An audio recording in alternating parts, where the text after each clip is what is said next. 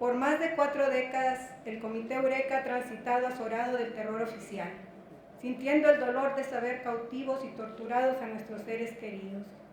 recibiendo como tremendas bofetadas en la cara la palabra hueca, la declaración engañosa o el discurso falso.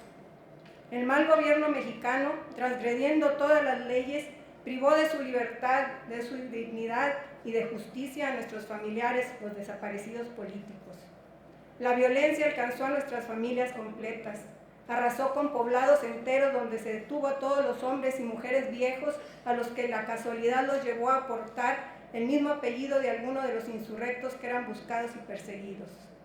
Atestó los caminos de soldados y retenes, donde también se hicieron cientos de detenciones injustas de gente inocente. Llenó de presos políticos las cárceles de todo el país. En las ciudades, las hordas de la Dirección Federal de Seguridad y la Brigada Blanca allanaban los domicilios, saqueando y golpeando a sus moradores y deteniendo a cualquiera. Las cámaras de tortura de los campos militares, las bases navales y aéreas y en todos los centros clandestinos de detención se tiñeron de sangre y retumbaban con los alaridos de dolor de las víctimas. Mi adorado esposo, firme soporte de mi vida, fue torturado, viviendo en carne propia lo que le esperaba a todo aquel que era detenido. Los poderosos del sistema, los empresarios cómplices, sostén de estos malos gobiernos, prestaban sus ranchos para que nuestros desaparecidos también ahí fueran llevados a martirizar. Esta es la única incontrovertible verdad. Compañeras nuestras como Conchita García de Corral, Elodia García de Gamis, Alicia Hernández de Vargas, Delia Duarte y Alicia Gutiérrez, antes de unirse a nuestro comité para seguir buscando a sus hijos desaparecidos, tuvieron que pasar por el martirio de recoger los cuerpos destrozados por la tortura o la metralla de otros de sus hijos. Doña Guillermina Moreno, tan pequeña y tan valiente, se unió a nosotros después del asesinato de su hijo y permaneció a nuestro lado buscando a los hijos de otras hasta el día en que, como los demás, la debilidad y el agotamiento físico o la enfermedad ya no las dejaron continuar. Estos señores del poder quisieron borrar todo rastro de sublevación o rebeldía, pero no pudieron. Siempre queda algo, siempre hay alguien que prosigue por la brecha para seguir abriendo los caminos. Nosotros entonces supimos que no podíamos buscar a los nuestros sin pelear también sus batallas. Teníamos los mismos motivos y las mismas justas razones para hacerlo. No tomamos las armas que defienden o hieren los cuerpos, pero usamos en su lugar todo lo que pudimos y tuvimos a nuestro alcance para arremeter contra las conciencias, para sacudirlas, para indignarlas, para marcarlas con la impronta de la rebelión contra la injusticia.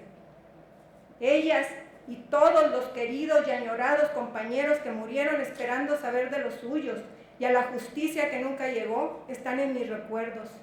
gritando junto a mí por nuestros hijos y familiares, increpando y señalando a quienes se los llevaron, tomando la catedral o San Hipólito, o la Secretaría de Gobernación, o los recintos legislativos, en las huelgas de hambre o haciendo plantones en las puertas de los campos militares y en los pasos fronterizos, marchando con los movimientos estudiantiles, campesinos o indígenas, volanteando afuera de las fábricas, visitando los salones de clases en las universidades, crucificándonos en el Zócalo o con el rostro cubierto encadenándonos en el Ángel de la Independencia, visitando las cárceles en todo el país, boteando para poder tener recursos para los volantes y los carteles y los costosos desplegados,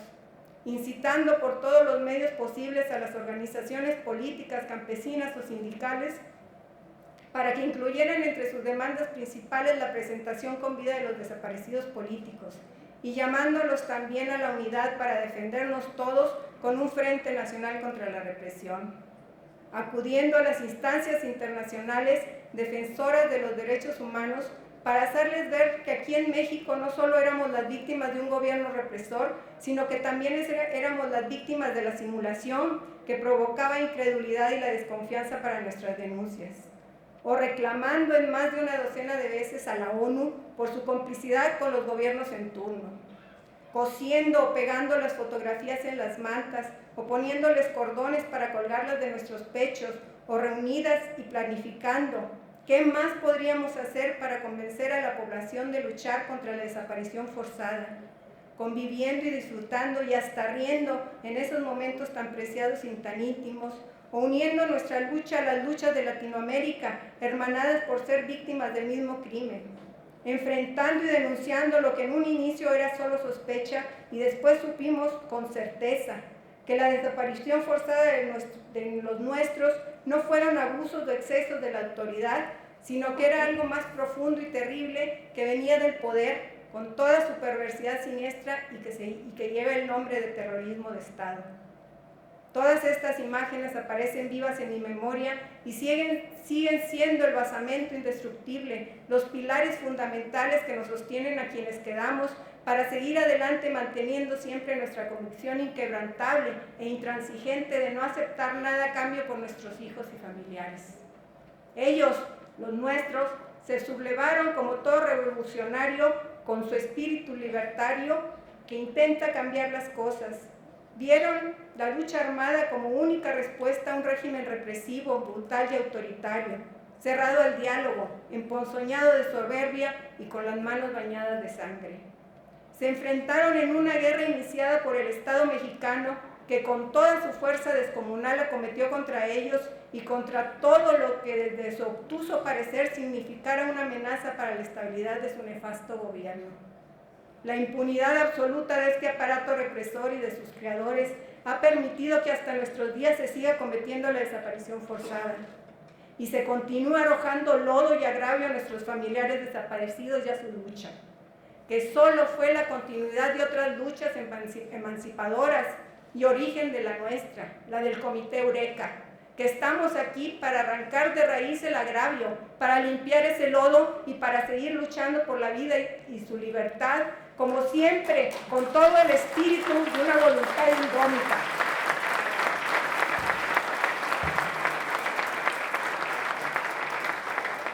Hemos querido ser un frente portador de vida porque amamos a nuestros desaparecidos.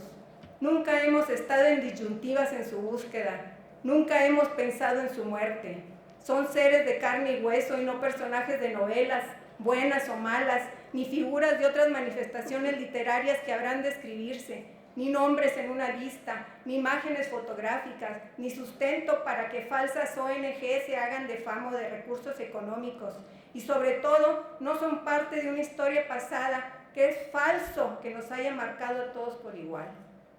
El puñal clavado tan profundamente por los malos gobiernos tal vez sea retirado, pero la herida abierta solo dejará de sangrar cuando sepamos dónde están los nuestros. Y aún así quedará por siempre una cicatriz indeleble que nos recordará lo sufrido y que no permitirá que nuestra conciencia se aquiete mientras haya injusticia. Ellos, nuestros amados, a los que buscamos afanosamente sin detener nunca el paso, no fueron bandoleros ni se lanzaron a la aventura, ni fueron terroristas. Fueron hombres y mujeres que nos guste o no, estemos de acuerdo o no con ellos, o aprobemos o no la opción seguida en su camino, fueron privados de su libertad, sustraídos de la sociedad y de sus familias con toda la violencia que un gobierno puede ejercer y recluidos en cárceles clandestinas, tanto en instalaciones gubernamentales como fuera de ellas, en donde en una total indefensión quedaron en manos de los más sanguinarios torturadores, despojándolos no solo de su libertad, sino también del amparo de la justicia o de las leyes, que fueron violadas con toda flagrancia por quienes estaban obligados a cumplirlas. La ferocidad de la desaparición forzada llega y afecta a cada miembro de la familia. Ayer mismo, uno de mis nietos me expresó desde el fondo de su ser sus sentimientos acumulados desde su infancia, y que hoy, que ya es adulto, puede decirlo sin ambajes, lo que provoca que mi dolor sea más agudo, pues me di cuenta de que su juventud y vida han estado siempre marcadas por la tristeza y la desolación. Me dijo: abuela, qué bien que muchas personas estén felices por ese galardón tan importante que te van a entregar, aunque de sobra sé que desde que estoy junto a ti, que esto está muy lejos de ser lo que tú siempre has buscado. Sé, abuela, que lo único que quieres es saber de tu hijo, al igual que todas las demás familias quieren saber de los suyos.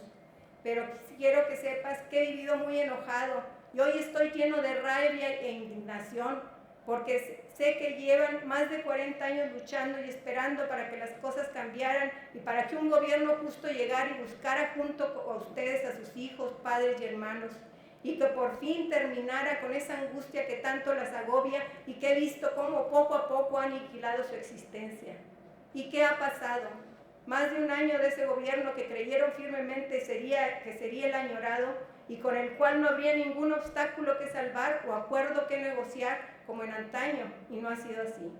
La justa ira de mi nieto es el resultado de saber que las familias de Eureka hoy seguimos igual que hace tantos años recibiendo escarnio y burla de los funcionarios. La libertad de nuestros hijos y familiares, la justicia, la dignidad del pueblo y la paz siempre han sido nuestras metas, claras, diáfanas, esplendorosas y que no admiten matices o esfuminos.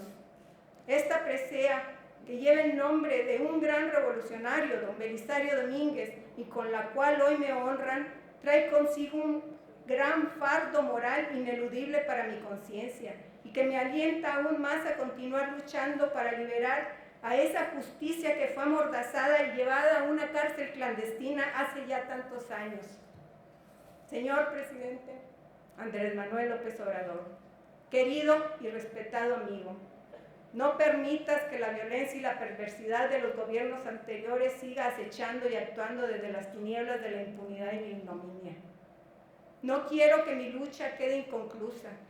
Es por eso que dejo en tus manos la custodia de tan preciado reconocimiento y te pido que me la devuelvas junto con la verdad sobre el paradero de nuestros queridos y añorados hijos y familiares y con la certeza de que la justicia anhelada por fin los ha cubierto con su velo protector.